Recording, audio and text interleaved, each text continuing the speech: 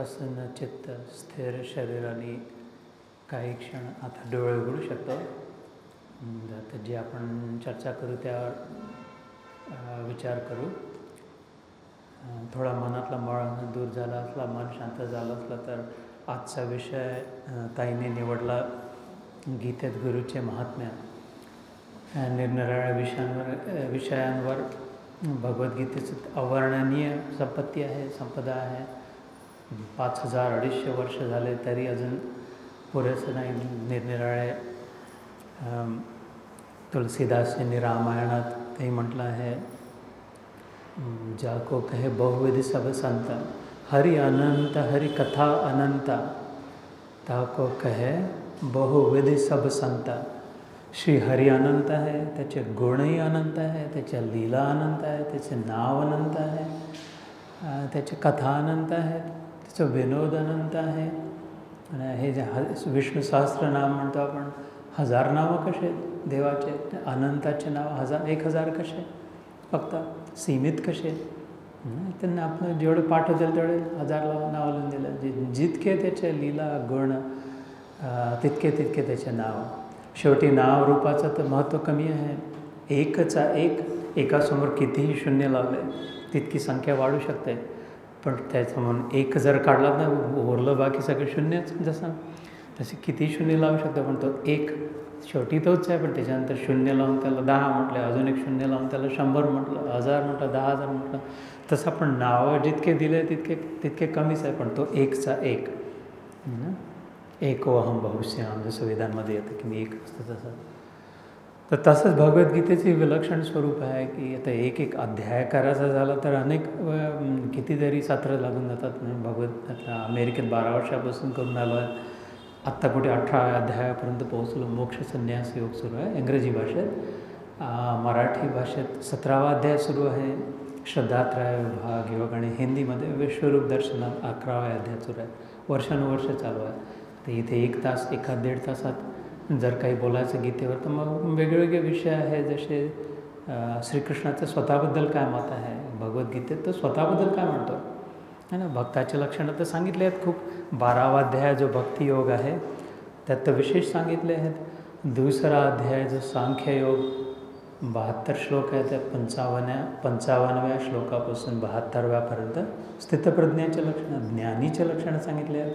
कारण 54व्या श्लोकात श्री अर्जुन विचारतो, स्थितप्रज्ञस्य का भाषा, समाधिस्तस्य केशव, स्थितदेव किं प्रभाषे, तर किमासीत व्रजेत किं. तर तू म्हणतो ज्ञानी, तो उठतो कसा, बसतो कसा, चालतो कसा, खातो काय, पितो काय. तर त्याच्या उत्तरात विलक्षण उत्तर आहे 55. तर ते ज्ञानीचे लक्षणं. भक्ताचे लक्षणं 12व्या अध्यायात आहे. ते जसं भक्त म्हणाला आहे, पण प्रेम, त्याचं नाव आपण प्रेमयोगच म्हणू शकतो. जसं काय त्यात खरं जो ईश्वर प्रेमी आहे त्याचे लक्षणं कसे ते सांगितले. 13व्या अध्यायात ज्याला आदि शंकराचार्यांनी म्हटलं की भगवद्गीतेचा, त्यांनी अद्वैत वेदांताच्या दृष्टीने म्हटलं की 13वा अध्याय सार आहे. कोणी सांख्ययोगाने म्हटलं 2रा अध्याय सार आहे. कोणी भक्तीच्या दृष्टीने पाहिलं तर 12वा अध्याय सार आहे, असा निर्णय आहे ना. तर त्याला अंत नाही आहे. हा खरोखरच अनंत आहे.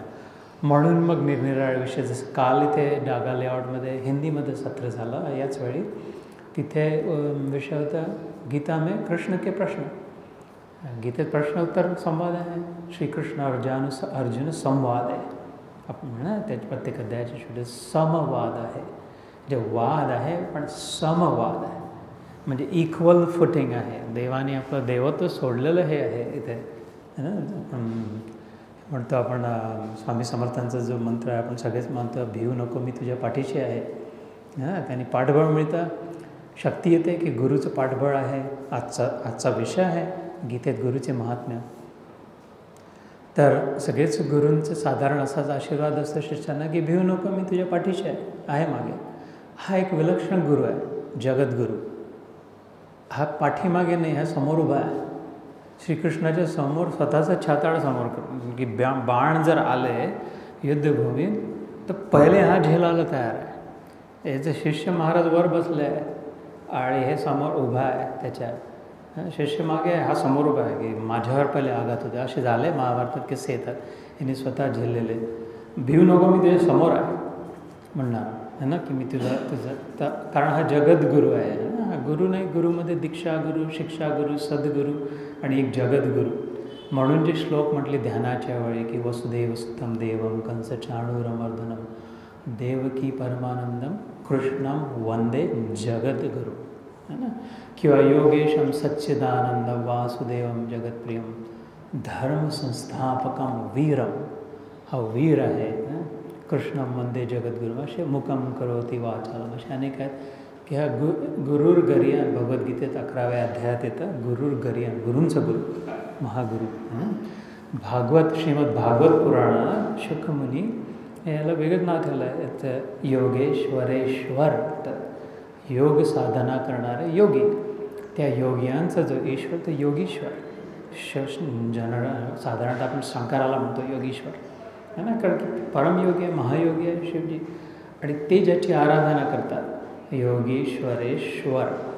हे असे त्याला बांधणं डबल, आपण जोड्यांना 2 गाठी बांधतो, एक गाठ बांधली ते सुटून जाईल म्हणतात, दुसरी बांधली पक्की होते. तसा योगींचा ईश्वर, त्यांचा ईश्वर, म्हणजे मी गंमत म्हणतो सगळ्यांचा बाप ना, बिलकुल तसा हा जो आहे तो इतका साधा समोर बसून सांगतो आहे. तर त्यांनी सुद्धा भागवतात आहेच, गुरु कर्णधारच म्हटलं भागवतात ना, भगवद्गीतेने की आपल्या जीवनाचा कर्णधार उद्धव गीतेत येतं. ते 12व्या स्कंदात श्रीकृष्णाच्या शेवटच्या दिवशी, लीलेच्या शेवटच्या तासात शेवटचा व्यक्तीसोबत ठेवलेला उद्धव, त्याचा मंत्री, सखा, प्रेमी, भक्त, ज्ञानी, सगळं ज्याच्यासाठी कृष्णाने म्हटलं की हा तर जण माझं स्वरूप आहे.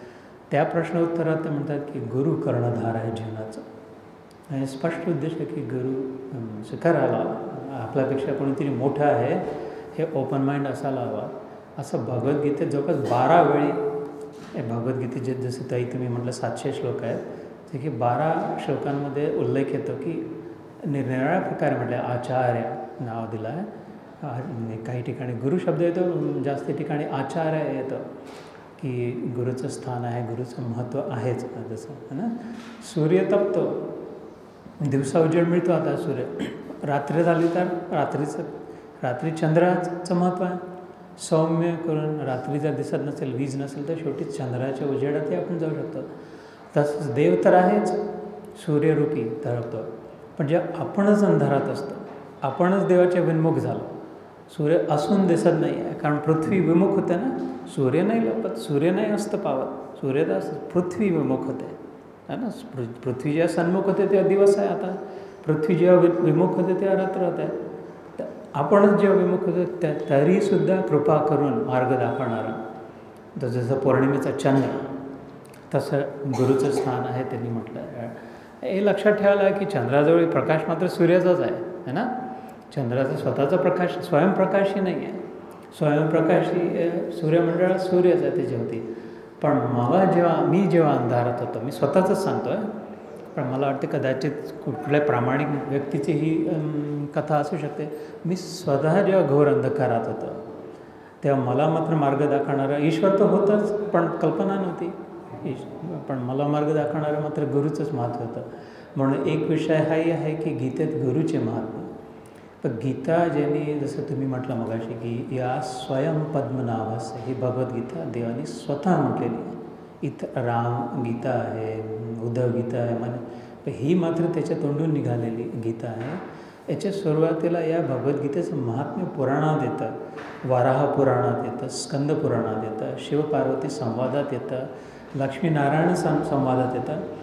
यात लक्ष्मीनारायणाला विचारते की तुम्ही हे योग, तुम्ही ते डोळे बंद करून बसले आहे, म्हणजे कामधंदा आहे की नाही प्रभू, झोपा काढून राहिला, रविवार आहे का, सुट्टीचा दिवस आहे. तर म्हणतात की नाही अगं मी योग निद्रेत आहे, मी झोपलो नाही, डोळे बंद नाही, माझे अधून मिळत आहे. मग तुमचं काय कसं, म्हणजे तुम्ही ध्यान करून आलो. तुम्ही ध्यान कोणाचं करता, कशात, अरे हे संसार कसा चालून राहिलं, तुम्ही जर ध्यानात बसला ते जग सृष्टीच्या कार्यात. म्हणते मी त्याची गीतेत सांगितलं होतं ना, ज्ञान, त्याचं ध्यान करतो आहे, हे पुराणातली गोष्ट आहे. त्यांनी त्या संकल्पाने हे चालतात.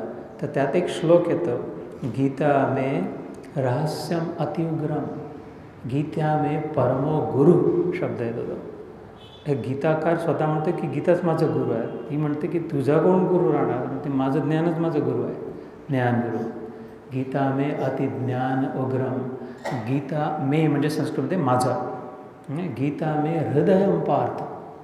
पार्थ म्हणजे अर्जुनाला मी सांगितलं की माझं हृदय बाहेर काढून दिलं की अरे बाबा ऐक माझं, खरं तुझं भलं याच्यातच आहे, खरं संसार यांनीच चालतो, हेच बरोबर आहे. की देव म्हणतो आहे की मग माझं हृदय काढून दिलं भगवद्गीतेत, हेच माझं सगळ्यात अतिउग्र ज्ञान आहे. मला जर कोणी गुरु असता माझ्याहीपेक्षा वर, गुरु म्हणजे मोठा ना, गुरु शब्द म्हणजे माझ्यापेक्षा मोठा, सगळ्यात मोठा त्याला ब्रह्म म्हणतात संस्कृतमध्ये. ब्रह्म म्हणजे सगळ्यात मोठा, बृहद आरण्यक उपनिषद जसं आहे की सगळ्यात मोठा आहे ना, तसं ब्रह्म म्हणजे सर्व व्याप्त, सगळीकडे इतका मोठा आहे की असं काहीच नाही जिथे त्यांनी व्यापलेलं नाही. आणि गुरु म्हणजे मोठा, तर माझ्यापेक्षा जो मोठा, कशाने मोठा, सगळ्यांनी मोठा, मुख्य म्हणजे ज्ञानाने मोठा, मानाने मोठा, स्थानाने मोठा, सर्व प्रकारे माझ्यापेक्षा ज्याला मी श्रेष्ठ आणि ज्येष्ठ स्वीकार करतो ते माझे गुरु. तर श्रीकृष्ण म्हणतो की गीता माझा गुरु आहे. की एक वेळ तो कृष्ण तो होता अर्जुनासोबत, तरी रडत होता, न योत्सेती गोविंदम, सोडून रथम स्थापय निघून जात होता कृष्णासोबत असताना. पण गीतेचं ज्ञान जेव्हा त्याला मिळालं त्याच्यानंतर त्यांनी म्हटलं शेवटी नष्टो मोह स्मृतिर्लब्ध्वा तत्प्रसादात मया अच्युत. शेवटचे शब्द अर्जुनाचे गीतेतले, स्थितोऽस्मि गत संदेह करिष्ये वचनं तव. की हो आता लक्षात आलं, आता कळलं, आता मी करतो. त्याच्यामुळे ज्ञानाचं महत्त्व आहेच. ज्ञानाचं हे हा एक वेगळा विषय आहे की ज्ञानाचं काय स्थान आहे भगवद्गीतेतच. कदाचित पुढच्या वेळी मी आता नोव्हेंबर महिन्यात पुन्हा येईल बहुतेक, तर आपण तो विषय करू शकतो की इथे ज्ञानाचं काय स्थान आहे. तुम्ही जसं मगाशी म्हणाले की ज्ञानयोग, कर्मयोग, भक्तियोग, तसं तर 18 योग आहे ना, 18 अध्याय आहेत, तर निरनिराळ्या प्रकारे. पण नहि ज्ञानेन सदृशं पवित्रम इह विद्यते. भगवद्गीते म्हटलं की ज्ञानासारखं पवित्र करणारं, स्वच्छ करणारं, धुवून काढणारं, स्थिर करणारं दुसरं काही येतं. त्या ज्ञानाचं म्हणजे पण ज्ञान मिळणार कुठून, देणार कोण?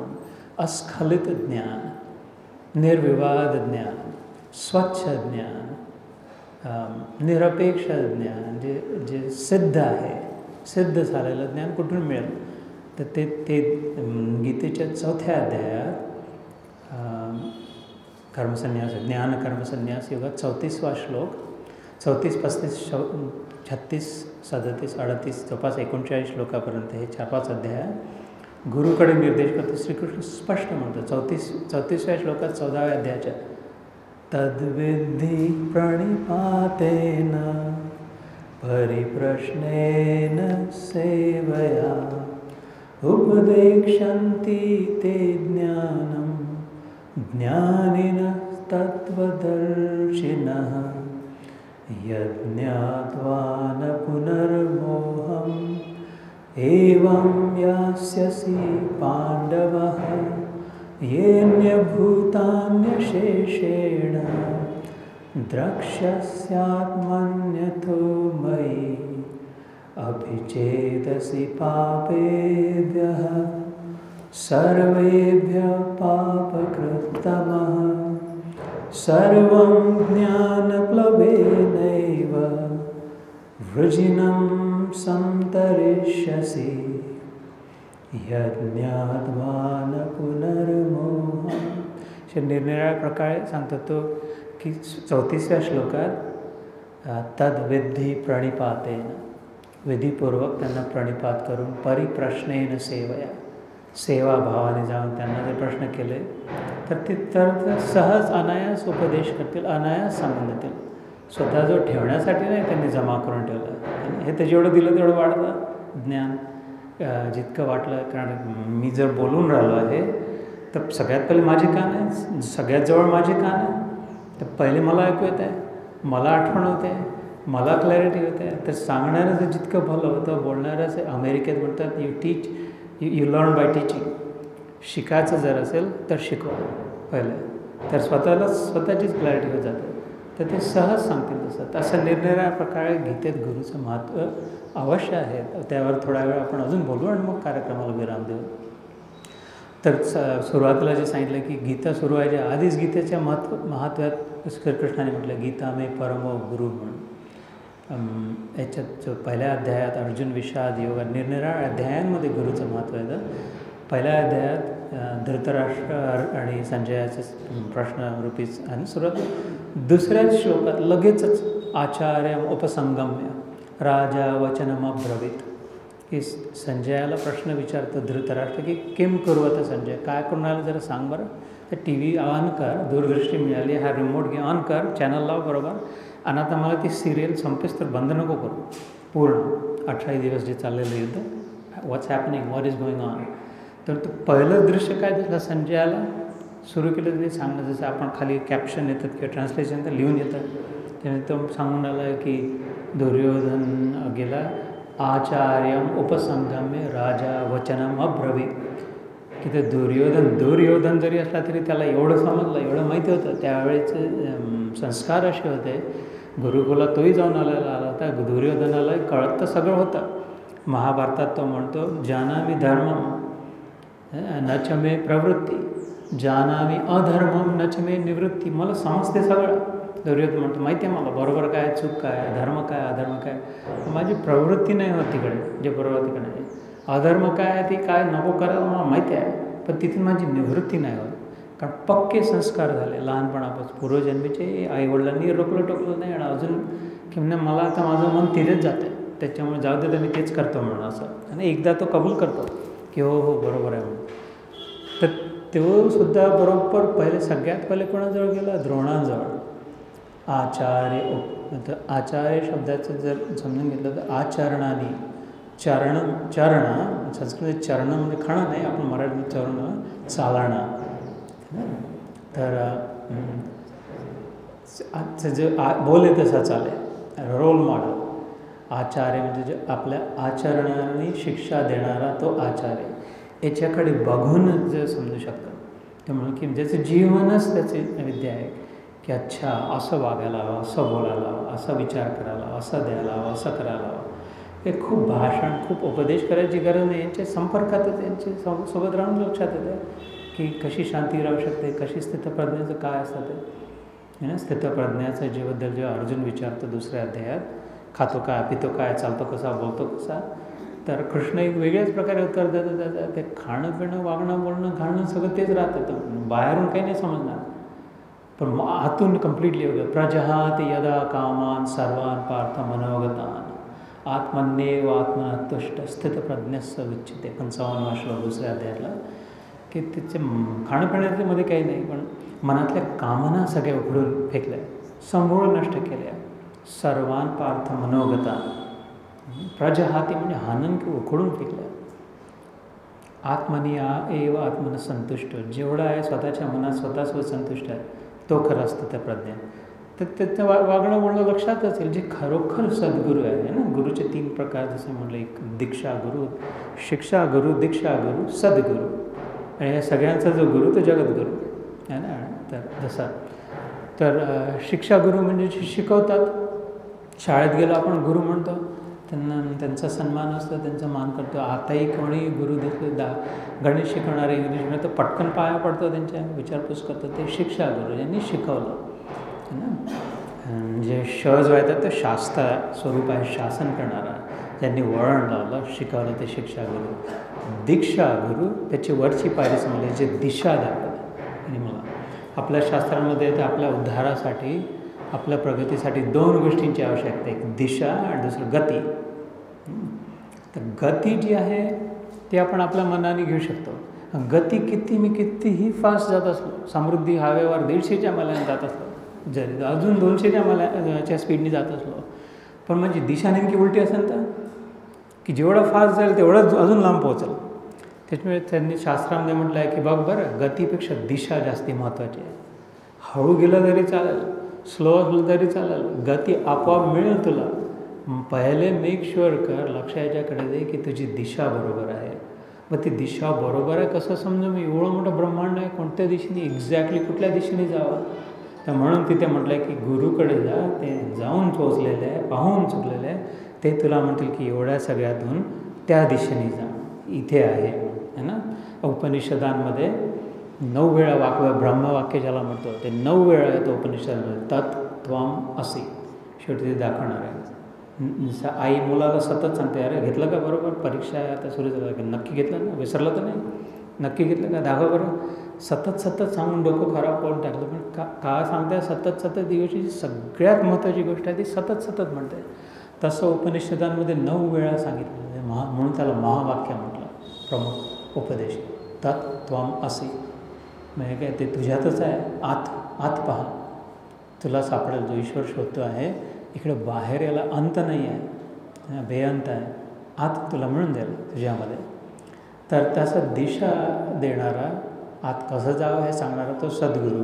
म्हणून ते दीक्षा गुरुचं स्थान अजून वरचं, आणि त्यातून म्हणजे शांती पण प्राप्त होते. ते बाहेर अशांती आहे, जितकं बाहेर गेलं शब्द स्पर्श रूप रस गंध या पंचमध्ये तितकी जास्त अशांती अशांती अशांती. पण जितकं आत गेलो तितकी शांती. म्हणून ते आतली दिशा देणारा तो दीक्षा गुरु, शिक्षा देणारा तो शिक्षा गुरु, शाळेतला होता तो. आणि सत्याकडे, सत्याचा अनुभव करून देणारा सद्गुरू, जे सत्य एकच आहे ना, ते सद्गुरू. जेव्हा मला शिक्षा प्राप्त झाली, दिशा प्राप्त झाली, जेव्हा मी स्वतःच्या मेहनतीने तयारी केली, स्वतःमध्ये इन्व्हेस्ट केलं, विनम्र केलं, जे माझ्यापेक्षा कोणी श्रेष्ठ आहे त्यांच्या ऐकण्याची मनोवृत्ती झाली, त्याच 4थ्या अध्यायात श्रीकृष्ण म्हणतो पुढं की श्रद्धावान लभते ज्ञानम तत्परं संयतेंद्रिया ज्ञानम लब्ध्वा पराम शांतीम अचिरेणाधिगच्छति. तर श्रद्धा म्हणजे काय मला माहीत नाही, पण माझा विश्वास आहे. मग कळत नाही हे कसं, मग समजून नाही राहिलं आहे, पण ओपन माइंड आहे माझं इनफ की मे बी तुम्ही म्हणता तर असेल का, मी ते 2-4 पावलं टाकण्याची माझी तयारी आहे. तुम्ही म्हणता त्या दिशेने जाऊन पाहतो मी, है ना, तेवढा जप करून पाहतो, तेवढं नियम पाळून पाहतो, तेवढं ध्यान करून बघतो, तेवढा एखादा गीतेचा अध्याय वाचून देवळात जाऊन अनुष्ठान जे काय सांगितलं असेल, ज्या आपल्या गुरूंनी जे नियम सांगितले असेल, तुमचा दिलेला मंत्र जो जसा असेल तो त्या ठिकाणी, तर ते ठेवून सत्याच्या दिशेने ते सद्गुरू. ते हे सगळे विषय भगवद्गीतेत येतात. तर जसं मी म्हटलं की पहिल्या अध्यायाच्या 2ऱ्या श्लोकात उल्लेख येतो, आचार्यम उपसंगम्य. तर हा दुर्योधन, त्याच्यासोबत गुरुकुलात शिकलेला अर्जुन, तो सुद्धा जेव्हा सुरुवातीला कृष्णाला म्हणतं की सेनयोर उभयोर मध्ये रथम स्थापयामे अच्युत, की जरा मध्ये माझा रथ नेऊन ठेव, मध्ये नेऊन ठेव म्हणून बघायचा आहे ना. कैर्मया सह योद्धाव्यम, की कोणासोबत युद्ध, अस्मिन रण समुद्यमे, कोणाकोणाशी मला युद्ध करायचं बघण्याचं. तर ते पाहिल्याबरोबर तो थरकाप म्हणून दर बापरे, इथे तर आचार्य म्हणजे गुरुन हत्वा आणि महानुभावा, की इथे आचार्य मातरा पितळा, की माझ्या मामा आहे, माझा काका आहे, माझे मुख्य सुरुवात म्हणून आचार्य. तर तिथे थबकला कसा, म्हणजे मन को जो बसलं त्याचं एकदम भीती कशी वाटली की अरे गुरु आहे बाबा इथे समोर, हे कृपाचार्य, हे द्रोणाचार्य, गुरु लोक, यांच्यावर मी कसं आहे तोंड डोळे उचलून बघण्याची नसायला हवी, यांच्यावर बाण कसं मी करू, है ना. हे काय संकेत करतं आहे की गुरुचं स्थान आहे की ते सद्गुणी असो, सात्विक असो, राजसिक असो, तामसिक असो, गुरुचं स्थान आपल्यापेक्षा श्रेष्ठ आहेच, असायलाच हवं. हे बिलकुल स्वीकारलेलं आहे भगवद्गीतेमध्ये, भगवंतांनी स्वतः स्वीकारलेलं आहे. एवढंच काय की त्याच कृष्णाने स्वतः गुरु स्वीकारलेले आहे. सांदीपनी ऋषींच्या आश्रमात जाऊन राहून आले, है ना. 40 दिवसात 64 कला प्राप्त करून, 64 कलांचे जाणणारा असणारा एकच अवतार आहे श्रीकृष्णाचा. नारायणासाठी शास्त्रामध्ये म्हणजे 60 कला आहेत. कला म्हणजे डायमेन्शन, निरनिराळ्या प्रकारचे आहेत. आपण म्हणतो 2D 3D, आपण म्हणतो ना 2D आहे 3D आहे, 60 डायमेन्शन्स. श्रीकृष्णाला म्हणाल अजून 4 कला आहे त्याच्याजवळ, ज्याचा अवतार म्हणत होतो नारायणाचा, त्याच्यापेक्षा का वेणू माधुरी, रूप माधुरी, रस माधुरी आणि लीला माधुरी, हे 4 नारायणाजवळ. नारायण कधी बासरी गावात होताना नाही दिसला, नारायण कशा सुंदर सुंदर लीला करताना नाही दिसला. नारायणाचं रूप इतकं मोहक नाही आहे की असं मोराचं पीस आणि वैजंतीमाला बघून त्याच्या मन अडकून जावं असं त्याचे गुण जे आहे हे विनोद त्याचा. तर म्हणून ते कृष्णाला अजून लाडकं स्वरूप आहे त्याचं जसं.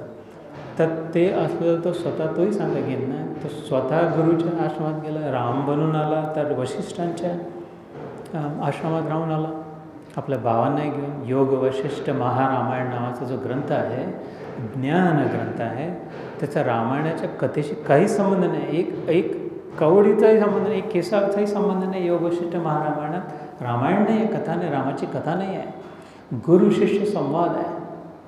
वसिष्ठांनी रामाच्या प्रश्नांचे दिलेले उत्तर, ते म्हणजे योग वैशिष्ट्य, संपूर्ण अस्खलित स्पष्ट प्रकारे सांगलेलं ज्ञान त्या गुरुचा उपदेश त्यात आहे.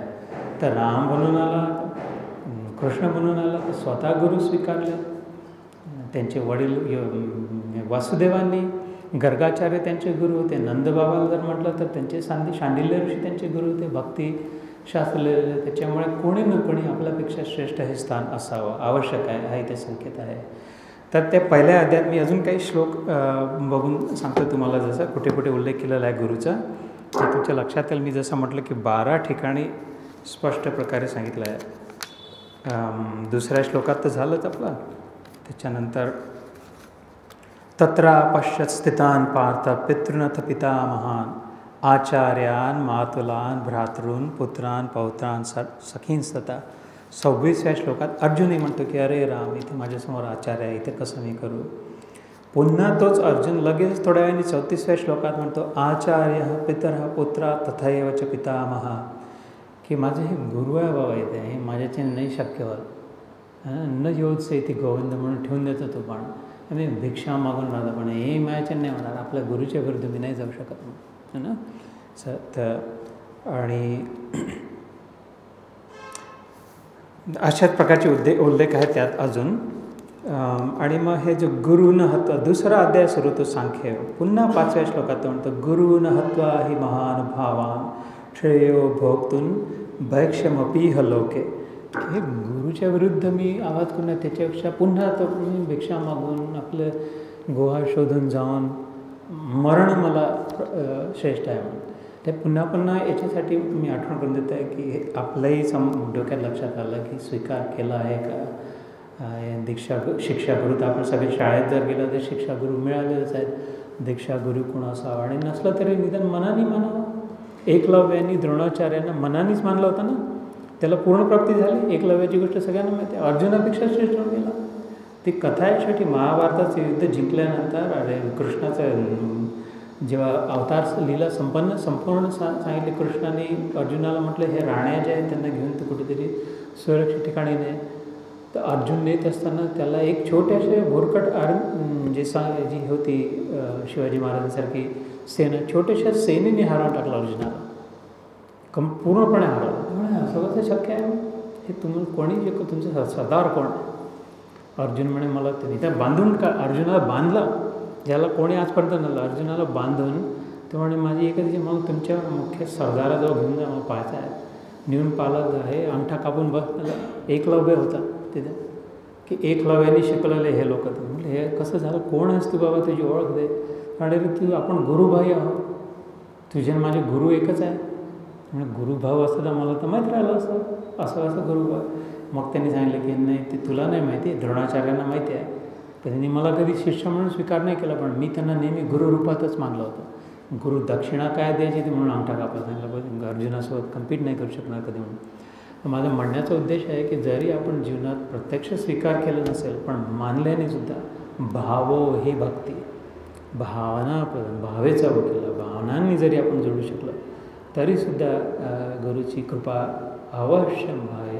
मगाशी मी यांच्याशी बोलत, माझी मुलगी मोहिनी तिकडे अमेरिकेत PhD आता जवळपास संपत आली. मला एकदा एक इंटरेस्टिंग गोष्ट सांगितली की पृथ्वीवर पृथ्वी टिकूनच ती शकली, मी माझ्या भाषेत सांगते, कधी आजपर्यंत टिकूनच ती शकली, कारण की सतत अंतरिक्षामध्ये सतत तुकडे निरनिराळे मिटिओराइड्स जे आपण म्हणतो किंवा वेगवेगळे ॲस्टेरॉइड्स असे सतत फिरत, तर ते केव्हाच पृथ्वी तितर झाली असती. पण एक ज्युपिटर नावाचा ग्रह आहे मोठा, त्याचं अक्षरशः आपल्या पंचांगात त्याचं नाव आहे गुरु. जो ग्रह म्हणतो आपण ना, गुरुग्रह शनी आहे, बुध आहे, सोम आहे, निरनिराळे जसे, तो गुरुग्रह जो आहे तो सगळ्यात मोठा ग्रह आहे सूर्यमंडळातला, सोलर सिस्टीममधला. त्याच्या छत्रछायामध्ये पृथ्वी आहे. ते गुरुची जी ऑर्बिट आहे ज्युपिटरची, हे विज्ञान आहे, नासामध्ये ती सोबत ती काम करत आहे. आणि ते काय करते की त्याच्या गुरुत्वाकर्षण शक्तीमध्ये हे सगळे मोस्टली ॲस्टेरॉइड्स मिटिओराइड भलतीकडे पाठवले जातात. इधर नाही उधर जाणार, ते टँजंट म्हणजे आता मी फिजिक्समध्ये नाही जात त्याच्यामुळे ते पृथ्वीकडच्या दिशेने येणारे टळून दुसऱ्या दिशेने चालले जातात. हे गुरुची गुरुत्व आकर्षण शक्ती, ज्याला ग्रॅव्हिटी, राईट, गुरुत्व आकर्षण शक्ती त्याला बाजूला करून टाकते आणि रक्षा होते पृथ्वीची. कारण इथे त्याचं ईश्वराचं सर्वश्रेष्ठ जी क्रिएशन आहे, त्याची जी आविष्कार आहे ईश्वराचा मनुष्य रूपात, तो या ग्रहावर असल्यामुळे ह्याचे रक्षण करण्यासाठी त्यांनी त्याची व्यवस्था केली आहे गुरुग्रहाची. आता वैज्ञानिकांच्या लक्षात आलं ते. तर तसं आहे, पृथ्वीला कदाचित माहितीही नसेल, आपल्याला कदाचित माहितीही नसेल की काय कशी ज्याला मानलं आहे त्याची कृपा कशी होते ते. म्हणून गुरुकृपा ही केवलम शिष्यस्य परममंगलम शास्त्रामध्ये येतं. आणि शिवपार्वतीचे संवाद असलेले शिवगीता, शिवपुराण तर सगळ्यांनी ऐकलं आहे. शिवपुराणात शिवगीता नावाचा एक भाग येतो.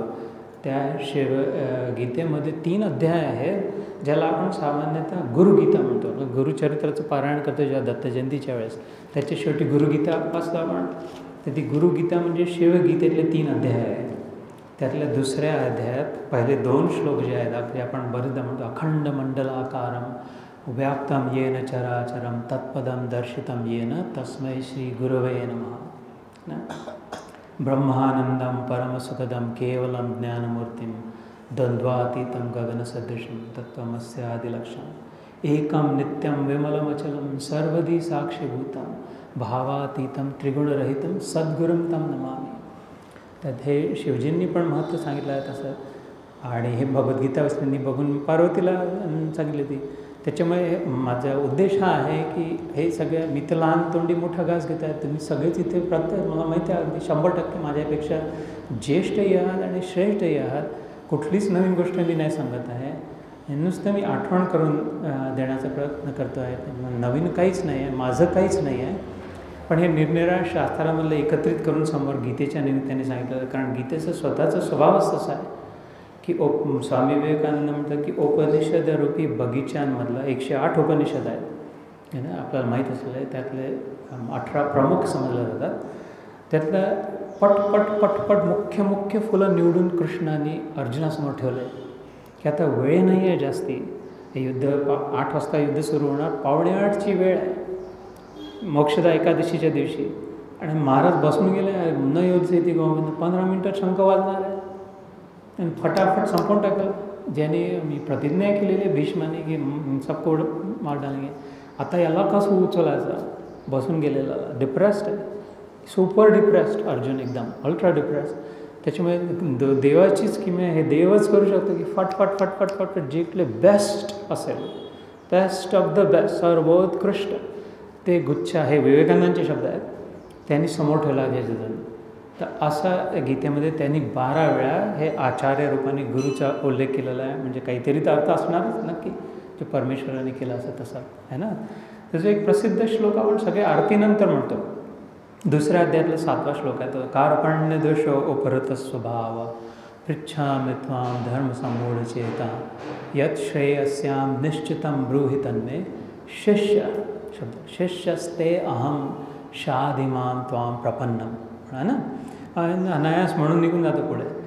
त्यात तो म्हणतो की आजपर्यंत तो माझा मित्र होता, भाऊ होता, सखा होता, जे होता, पण आज मी तुला गुरुच्या स्थानी ठेवतो. हां, कारण मी घाबरून गेलो आहे, कन्फ्युज्ड आहे, डिप्रेस्ड आहे, मग काही समजून नाही राहिलं आहे, कापून राहिलं, घाम सुटतो आहे, काय करून काय नाही, काय बरोबर काय चूक, कम्प्लिटली लॉस्ट आहे, हरवलो आहे. या ठिकाणी मात्र एकच मला देऊ शकतो की माझा जो गुरु असेल तो, पण गुरु ज्याला मानलं तो समोर धनुष्यबाण करून उभा आहे, माझंच मान कापायला. तर आता मी तुला गुरुच्या ठिकाणी ठेवतो देवा, आणि मी तुझं शिष्यत्व स्वीकार करतो.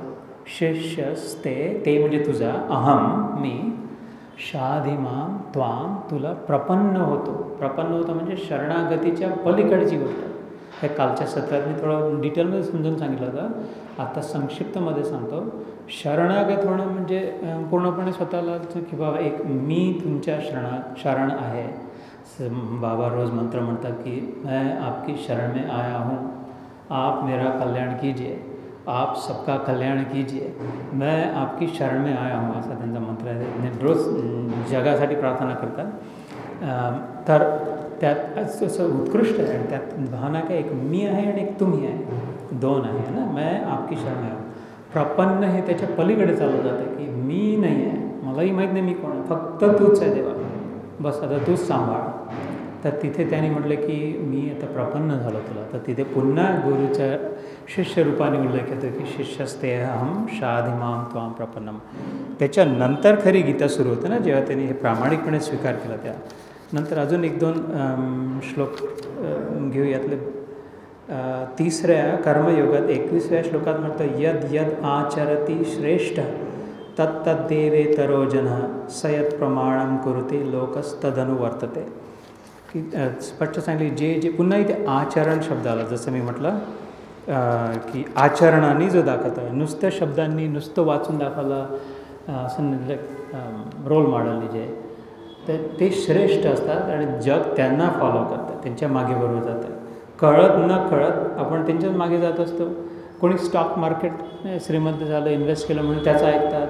कोणी संगीताचं की मलाही असं गाणं शिकायचं आहे म्हणून तसं ऐकतात. कोणी स्पोर्ट्समध्ये किंवा हे खूप चांगले पोहतात, हे चांगलं सायकल चालवतात, बास्केटबॉल खेळतात त्यांचं ऐकतात. त्या क्षेत्राला जो श्रेष्ठ त्यांना ते फॉलो करतात, कारण की त्यांच्या वागण्या बोलण्यात दिसते आहे ते. असं श्रीकृष्ण म्हणतो कर्मयोगा तुला जर योग्य कर्म करायचं असेल, तुम्ही जे म्हटलं योग कर्म सुकौशलम तुमच्या इंट्रोडक्शनमध्ये म्हटलं ना. बाय द वे IIT सगळ्यांना माहिती आहे ना. आपण सर्वोच्च जगातली संस्था IIT आहे ना, अमेरिकेतल्याही संस्थांपेक्षा इंडियन इन्स्टिट्यूट ऑफ टेक्नॉलॉजी. तर त्यातून जेव्हा डिग्री मिळते IITतून, त्या डिग्रीवर होते योग कर्म सुकौशल. प्रत्येक डिग्रीवर स्किल इन ॲक्शन हे उत्कृष्ट प्रकारे कर्म कसं करावं आणि त्याच्यासाठी अनिवार्य शर्त आहे की त्यात फळाची अपेक्षा नसणं. Purity of intention leads to flawless execution. आणि प्युरिटी म्हणजे शुद्ध भावना अत्यंत आवश्यक आहे. हे पुढे 18व्या अध्यायात श्रीकृष्ण पुन्हा क्लॅरिफाय करून सांगतात. तर इथे त्यांनी कर्मयोगात सांगितलं की श्रेष्ठतेचं जे आचरणाने आपल्या म्हणून त्यांना फॉलो करायला तसंही फॉलो करतोच आपण. आणि मग जो मगाशी म्हटलं मी 34व्या अध्यायातला 34वा श्लोक तद्विद्धी प्रणिपातेन. असं जर कोणी दिसलं तुला, श्रीकृष्ण म्हणतो ना, त्याच्या निमित्ताने आपल्याला अर्जुनाच्या निमित्ताने आपल्याला म्हणतो आहे की जिथे तुला वाटतं की हो यार हे बरोबर वाटून आलं, इतकं सगळं माझ्याजवळ आहे, इतके माझे मुलं मोठे झाले, असं सगळं आहे, पण मन शांत नाही आहे, कुठेतरी काहीतरी अशांती कमी वाटते आहे काहीतरी. तर असं जर कोणी दिसतं की ज्यांच्या मनात शांती दिसते आहे, समाधान दिसतं आहे, खूप बाहेरचं असो नसो पण, तर मग तिथे म्हणतात त्यांना जाऊन विधीपूर्वक विधी. हा महत्त्वाचा श्लोक आहे. या श्लोकांपैकी ऑलमोस्ट हा सगळ्यात महत्त्वाचा श्लोक आहे, कारण इथे डायरेक्ट कृष्ण निर्देश केला आहे की हे तू करायला हवा. विधी प्रणिपातेन. त्यांना विधीपूर्वक जाऊन, असंच जाऊन कसंही बसून जाऊन प्रश्न नको धडाधड ये कैसा आहे वो कैसा आहे नाही, स्वतःला विनम्र होऊन गौरांग महाप्रभू जे चैतन्य महाप्रभू बंगालचे प्रसिद्ध हरे कृष्ण संप्रदायाचे जे सुरुवात झाली त्यांच्यापासून ते म्हणतात तरोरपि सहिष्णुना अमानिना मान देना कीर्तनेयद हरी सदा तृणादपि सुनिचेन. त्यांनी बांगला भाषेत एक सुंदर गोड श्लोक सांगितला. तृण म्हणजे गवत है ना, तृणाद अपि सुनिचेन. आपल्या शिष्यांना त्यांनी सांगितलं. त्यांनी शिक्षाष्टकम नावाचा एक 8 श्लोकांचा शेवटी त्यांच्या जीवनाचा शेवटच्या वेळी अगदी शेवटचा उपदेश जवळच्या 2 शिष्यांना सांगण्यासाठी जो सांगितला 8 श्लोकांमध्ये, त्यातला हा एक श्लोक आहे की तृणादपि सुनिचेन. बघा रे बाबा, गवतापेक्षा विनम्र तुम्ही जर माझे शिष्य असाल तर. गवत कसं आहे, आपण रस्त्यात पडलं तर पाय देऊन चालून निघून जातं, लक्षही नाही, त्याच्यापेक्षा जास्त व्हायला लागला. तृणाद अपि म्हणजे सुद्धा, सुनिचेन तरोरपि सहिष्णुना. तरू म्हणजे झाड, वृक्ष जे पाऊस ऊन जे काय सगळं त्याच्यापेक्षा सहिष्णू बनून. अमानिना मान देना. आपलं मानणं तर दुसऱ्यांना मानणं. कीर्तनेत हरी सदा. आपल्या मनात आपलं हरीमध्ये लक्ष ठेवा, हा त्यांचा होता.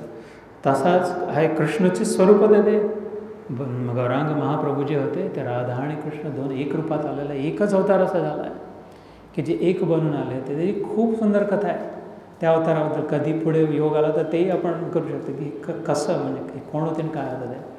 आणि शास्त्रसंमत आहे. कृष्ण तपनी उपनिषद नावाचं एक उपनिषद आहे, त्यातही उल्लेख आहे. तर म्हणतो विधीपूर्वक जाऊन तद्विधी प्रणिपातेन परिप्रश्नेन.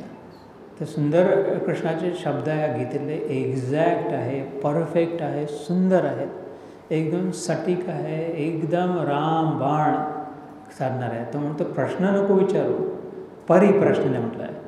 प्रश्न असा विचार की प्रश्नासारखा वाटला नाही पाहिजे, पण तुला जे आहे ना, म्हणजे याचं सांगा, आम्ही इंग्रजीत समजून सांगतो अमेरिकेतल्या लोकांना की don't question, you can ask a question without questioning the person. ज्याला मी विचारतात त्यांनाच त्यांच्याबद्दल प्रश्न नको विचारू. कबीरजी म्हणतात की मान करो तलवार की पड़ी रहने दो मान, जाति न पूछो साधु की पूछ लीजिए ज्ञान, मान करो तलवार की पड़ी रहने दो म्यान. तर पावर आहे ज्याच्यासमोर बसला आहे त्याची परीक्षा नको घेऊ, त्याला किती समजते नाही समजते काय वाटतं ते नको पाहू. ते तलवार म्यानात आहे ना त्यांची, त्याच्यातच राहते, निघेन तर त्याची मानच कापला जाईल चरा चरा. So don't mess with them. ते उनके साथ पंगे मत लेना. आपण जसं हिंदीमध्ये म्हणतो की जे शांत बसले आहे, सांगायची इच्छा आहे, विचार तसं आपल्या याने विचार करते. तुला माहीत नाही त्यांच्या म्यानात किती धारदार तलवार आहे, निघाल तर मुंडी याला घेऊन जाईल.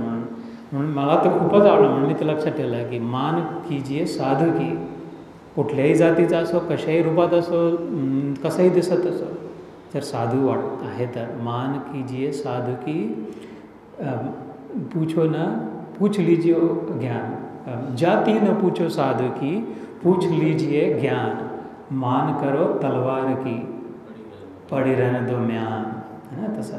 म्हणून इथे म्हटलं आहे की हा कृष्ण म्हणतो की परिप्रश्नेन सेवया, सेवाभावाने जा. आपल्याकडून काहीतरी नाही किंवा सेवक तोच असतो जे कोणी स्वामी आहे ना, स्वतःला सेवक समजून जा, कुठली तरी सेवा शोध. पहिले हे कृष्ण स्वतः गेला होता सांदीपनीकडे, डोक्यावर मोळी घेऊन गेला होता है ना. कृष्ण बलराम जेव्हा गेले तर लाकडं गोळा करून संदीपनी ऋषींच्या गेले समोर कोण येतं, दोघंजण तर डोक्यावर मोळी घेऊन ठेवलं आणि दंडा वाकड्या वाळलेल्या काडीसारखा सरळ पडला त्यांच्या पायावर. दंडवत ज्याला म्हणतो, दंडवत प्रणाम. दंड म्हणजे काय, दंडा काडी हातात धरली आणि मी जर सोडली तर काय होतं, धडकन पडते ती उभीच्या उभी. तसं पूर्णच्या पूर्ण समोर त्यांच्या पूर्ण बाजूला ठेवल्याने तुमच्यासाठी आला आहे, मातेसाठी विषसाठी. तर तो आचरणाने चालणारा हा कृष्ण जो आहे तो ना. तर तद्विधी प्रणिपातेन परिप्रश्नेने सेवया. तर ते जर प्रसन्न झालं, त्यांना जर वाटलं आपली पात्रता आहे, सुपात्र जर शिष्य वाटतं, तर मग उपदेक्षन्ति ते ज्ञान, मग ते अनायासच उपदेश करतील. उपदेक्षन्ति शब्द शांतीचा उपदेश देतील, भडकावणारा उपदेश नाही की अजून उत्तेजित करणारा, अजून उद्वेग आणणारा, अजून अशांत करणारा, अजून कन्फ्यूज करणारा, अजून काहीच्या काही अजून इधर की हे करणार वो करणार असं नाही. शांती, उपदेश शांती ते ज्ञान, थंड वाटेल है ना. वाणी ऐसी बोलिए मनवा शीतल होय, औरन को शीतल करे आपो शीतल होय. की त्या तोंडाने असं बोलावं विचार करून की बाबा थंड पाणी, उन्हाळ्यात थंड पाणी जर कोणाला दिलं, पाणी मागतो आहे, तहानलेलं आहे, गरम पाणी दिलं तर पाणी तर आहे, मरणार नाही पण चांगलं नाही वाटणार. तसं कोणाशी बोलतो आहे पण तू तडाका दोन तडाका कसंही की फेकपाक करून शिवागाळ करून तर त्यांनी असर नाही होणार. शांतीपूर्वक जर बोललं तर याच्यामध्ये शब्दामध्ये गीतेचा उपदेश भरलेला आहे. तर उपदेक्षन्ति ते ज्ञान, असं ज्ञान देतील ज्यांनी तुला तात्काळ शांती, मलमपट्टी लावल्यासारखं वाटेल जखमेवर. ज्ञानेन तत्वदर्शन, कारण ते दर्शित आहे, दर्शन शास्त्राने बघितलेलं आहे त्यांनी, सत्यदर्शी आहे, नुसते ऐकलेले नाही आहे. एक कन्फ्युशियस नावाचा एक अजून ओरिएंटमधला विचारक होऊन गेला जुना, त्यांनी एक इंग्रजीत त्याचं ट्रान्सलेशन आहे की I hear and I forget, I see and I remember, I do and I understand. म्हणजे काय, मी ऐकतो तो विसरून जातो. तो म्हणतो, मराठीत सांगतो, ऐकलं खूप आहे पण ऐकलेलं जास्तीत जास्त विसरून गेलं आहे. मी जे स्वतःच्या डोळ्यांनी पाहिलं आहे ते बऱ्याच प्रमाणात आठवते मला अजूनही. ऐकलेलं विसरलो पण पाहिलेलं बरंच आठवण आलं. पण ते जे मी करून पाहिलं, स्वतः केलं, ते मला पूर्णपणे समजलं. तर ऐकणं, बघणं आणि करणं याच्यामध्ये 1, 10, 100 इतक्या पटीचा फरक आहे. की ऐकलं कानाने, डोळ्यांनी पाहिलं आणि स्वतः केलं. तर हे जे तत्वदर्शन जे आहे, दर्शी आहे आचरण चालणार आहे, याची ॲक्च्युली वागणार आहे. म्हणून ते समर्थांनी म्हटलं बोले तसा चाले. शिवाय शिवबाने विचारलं की साधू कसा ओळखावा, देव को तेथेची जाणावा का कुठेची जाणावा. म्हटलं की बोले तसा चाले.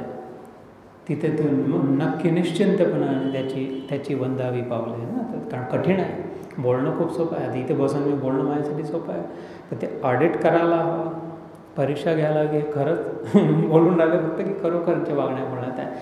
सुदैवाने माझं महाभाग्य असं की माझी आई बसली आहे मागे, तिचं ऑडिट सतत सुरू राहते. लक्षात बरोबर ते बरोबर छोट्यातल्या छोट्या गोष्टी टिपून सांगते की हे ते असं. आता आज काहीतरी ऐकायला मिळालं तर आय एम शुअर मला तर धन्यवाद माते ते प्रत्यर्थ करण्यात माझं भलंच आहे.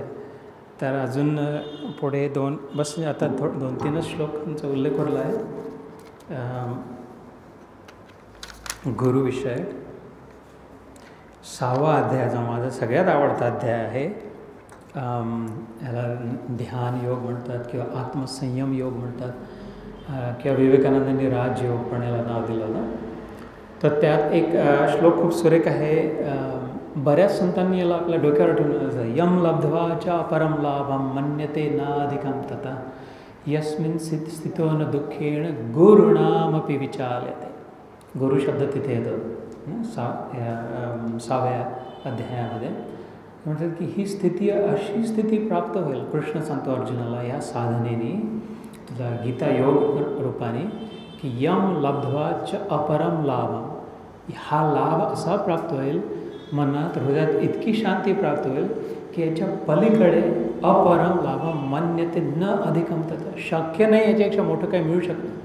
किती पैसा आदला मिळो, किती मान सन्मान मिळो, किती मोठं पद खुर्ची मिळो, किती लोक हार तोरे घालो, किती मोठं घर गाड्या बंगल्या, किती काही उदो हो सगळीकडे, शक्य नाही. पूर्ण स्वर्गप्राप्ती हो, पण तरी शक्य नाही की हे जे यानी जी मनातली चित्ताची जी विश्रांती मिळेल की असं काही लक्षात येईल, असा अनुभव येईल, अशी दृष्टी दिसेल की मन्यते न अधिकम तथा यस्मिन स्थितो. त्याच्यानंतर तुला जरी फेकल्या गेला बसून आला की कुठे दुःखेण कसा गुरुणा मोठ्यातलं मोठं दुःखाचा पहाड डोक्यावर येऊन पडला तरी न विचारले ते स्थितीतून तू विचलित नाही होणार. सो अविकंपेन योगेन हा शब्द येतो पुढे गीतेत. अविकंप म्हणजे शेक नाही होणार तू. भूकंप जरी झाला तरी तू मात्र स्थित राहशील. तर तिथेही हा शब्द तो उल्लेख करतो की मोठ्यातला मोठा उद्देशित करण्यासाठी गुरुनामपि विचारले. हा विचार करण्याला योग्य श्लोक आहे की काय कुठली साधना कशाबद्दल बोलत असणार तो याच्यामध्ये. अजून एखादा श्लोक गुरुचा उल्लेख असलेला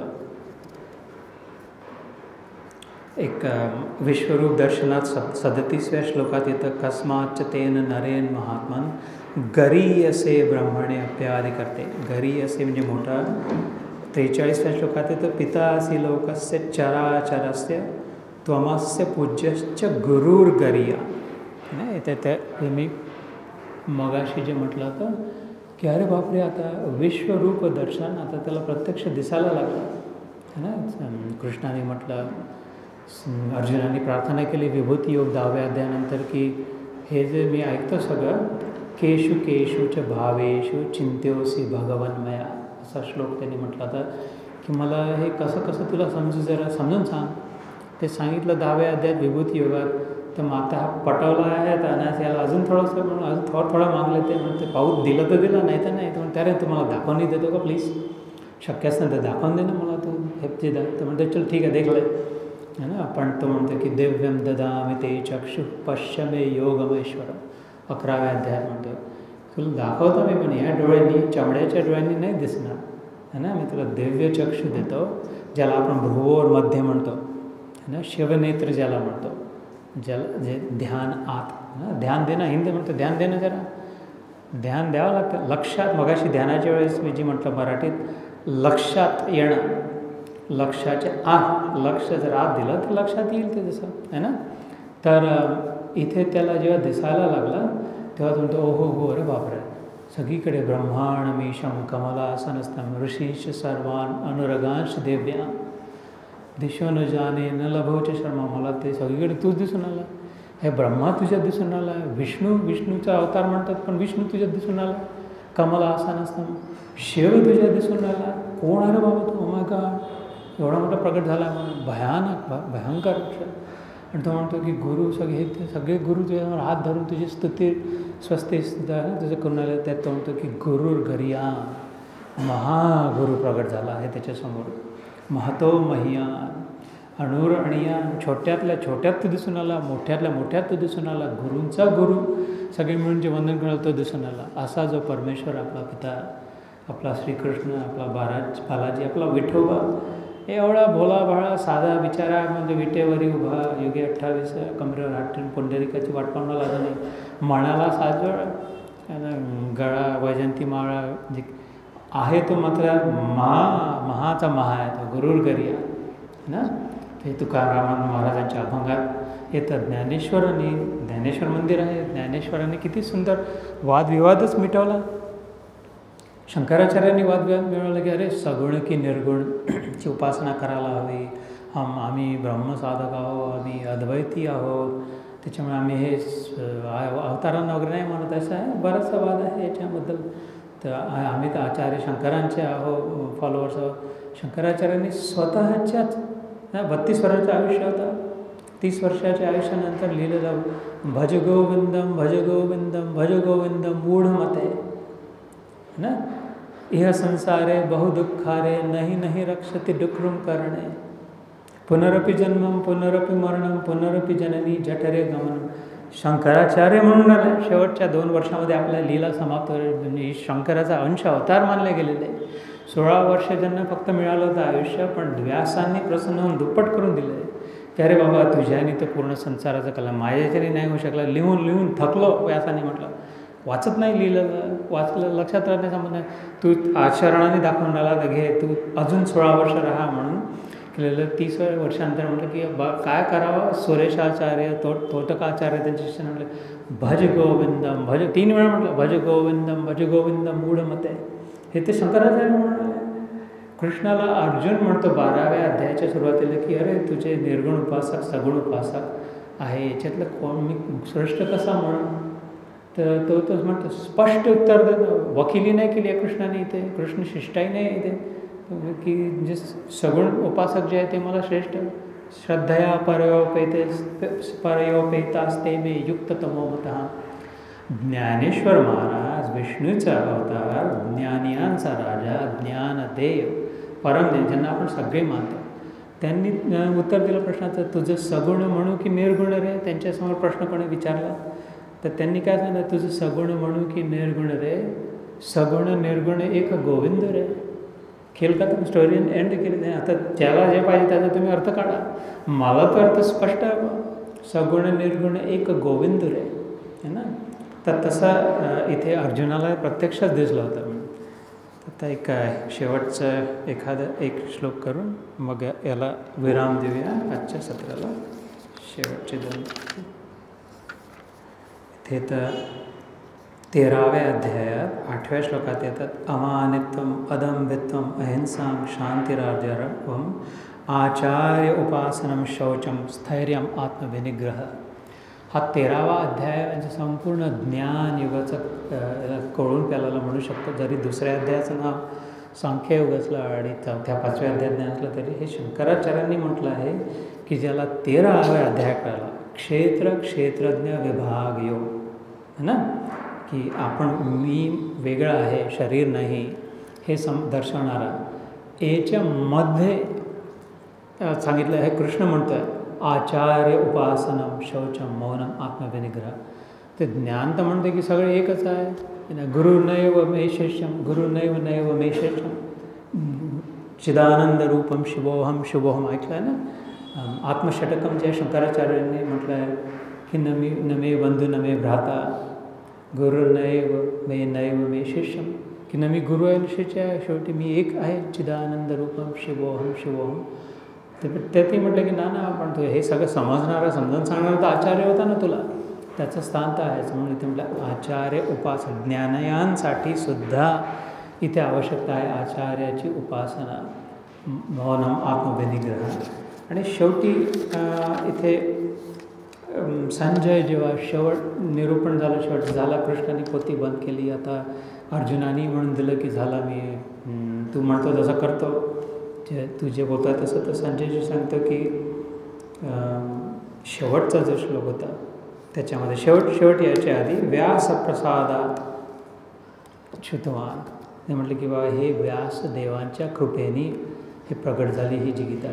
व्यास म्हणजे आद्य गुरु.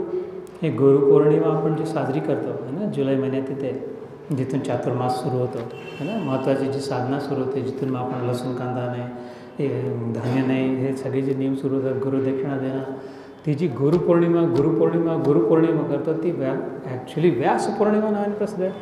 कारण त्यावेळी व्यासज्येष्ठ जगत सर्व प्रमुख गुरु, आद्य गुरु, वेद व्यास, कृष्णद्वय पावन व्यास, जे ईश्वराचे वाङ्मयीन अवतार समजले जातात, त्यांची साजरी त्यानिमित्ताने सगळ्याच गुरूंचा सन्मान करण्यासाठी. तर इथे तो संजय आठवण करून देतो की त्या व्यासांच्या कृपेने मला हे जी दूरदृष्टी प्राप्त झाली, टेलिव्हिजन प्राप्त झाला, त्यांना तो अभिवादन करतो. हे शेवटी जशी आपल्यासाठी आठवण करून दिली आहे की बाबा आपल्या जीवनात जी, म्हणजे मी माझ्यासाठी तर म्हणतोच आहे 100%, पण कदाचित सगळ्यांसाठी जसं आपण स्वीकारो समजो न समजो, पण प्रामाणिक सत्य हे आहे की कुठल्या ना कुठल्या गुरुजी केव्हा ना केव्हा आवश्यक कृपा झालेली आहे, ज्याच्यामुळे ही दिशा मिळाली. गती कोणी किती मिळवली हे आपला पुरुषार्थ आहे. स्पीड किती फास्ट चालवायचं नाही चालवायचं, थकलो नाही, पण दिशा देणारा मात्र गुरु आहे ना, ईश्वर नाही, दिशा देणारा, कारण ईश्वर सिद्ध आहे, पण दिशा देणारा गुरु. तर त्यामुळे आजचा विषय हा होता की गीतेत गुरुचे महात्म्य. हे 12 श्लोकांद्वारे आपण बोललो याच्याबद्दल. एवढं म्हणून पुन्हा एकदा वंदे कृष्णं जगद्गुरू, गुरु ब्रह्मा गुरु विष्णू गुरुदेवो महेश्वर, गुरु साक्षात परब्रह्म तस्मै श्री गुरुवे. जय गुरुदेव, जय श्री कृष्ण. या ठिकाणी उपस्थित झाले आणि त्यांनी श्रीमद भगवद्गीतेच्या आधारे गुरुचं महात्म्य आम्हाला समजावून सांगितलं.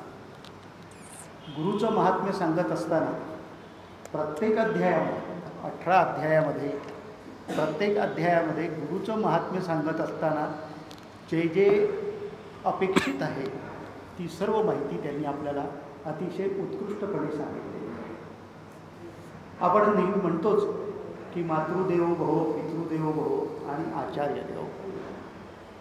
पण मातृदेव आणि पितृदेव यांच्या स्वतःच्या मर्यादा आहेत आणि त्यामुळे ते आपल्या शिष्याला, मुलाला त्याच्या हव्या असणाऱ्या ज्ञानाची पूर्तता करू शकत नाही. बरोबर. आणि म्हणून आचार्य देवो भव. आणखीन याचं एक वैशिष्ट्य असं आहे की मातृदेव आणि पितृदेव हे बदलत आहेत, त्यामुळे ते त्यांच्या मर्यादांसहितच आपल्याला ज्ञान देऊ शकतात. आणि म्हणून आचार्य त्यामध्ये येतात. त्याचं कारण असं की आत्ताच आपण सांगितलं त्याप्रमाणे प्रत्येक क्षेत्राचे गुरु वेगवेगळे असतात. ज्ञान मिळवायचं असेल वेगळं, संगीताचा गुरु वेगळा आहे, क्रीडेमधला गुरु वेगळा आहे, राजकारणामधला गुरु वेगळा आहे, समाजकारणामधला गुरु वेगवेगळा आहे. त्यामुळे खुद्द दत्तानी 24 गुरु केले त्याच्यात. अशा प्रकारे गुरुचं महात्म्य त्याहीपेक्षा श्रेष्ठ होऊन जातं. आणि आपण जो मुद्दा मांडला तो आणखीन चांगला आहे, तो असा की हे आचरणात प्रभावित होऊन शिष्य प्रभावित झाला पाहिजे. ते झालं तर त्याचं महत्त्व आहे. नाहीतर हे ज्ञान सर्वत्र आहे, आपणही सर्वजण ज्ञान सांगू शकतो, परंतु आचरण करून जे लोक सांगू शकतात त्याचं महत्त्व हे श्रेष्ठ आहे, त्याचा प्रभाव जास्त आहे. आणि म्हणून आपल्याला दिसतं की या गुरु आणि शिष्याच्या जोड्या, जसं सांगितलं, सांदीपनी कृष्ण अर्जुन आहे, रामकृष्ण परमहंस विवेकानंद आहे, त्यानंतर निवृत्तीनाथ आणि ज्ञानेश्वर आहेत. या सर्वांनी आपापलं ज्ञान सांगत असताना आपल्या पद्धतीने गुरु शिष्य संवाद याचा आधार घेतलेला आहे.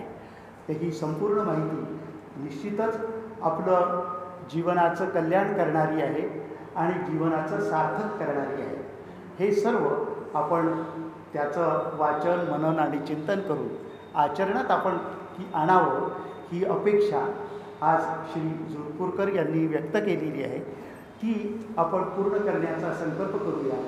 या ठिकाणी ते उपस्थित झालेत आणि आम्हाला मार्गदर्शन केलं. त्या प्रत्यर्थ मी माझ्यातर्फे आणि मंडळातर्फे आपल्याप्रती कृतज्ञता व्यक्त करतो. आणि या कार्यक्रमाच्या निमित्तानं मी आपणाला आमच्या मंडळाच्या वतीने हे गौरवपत्र प्रदान करतो. त्याचं आपण स्वीकार करावा ही आपणाला नम्र विनंती. सुखी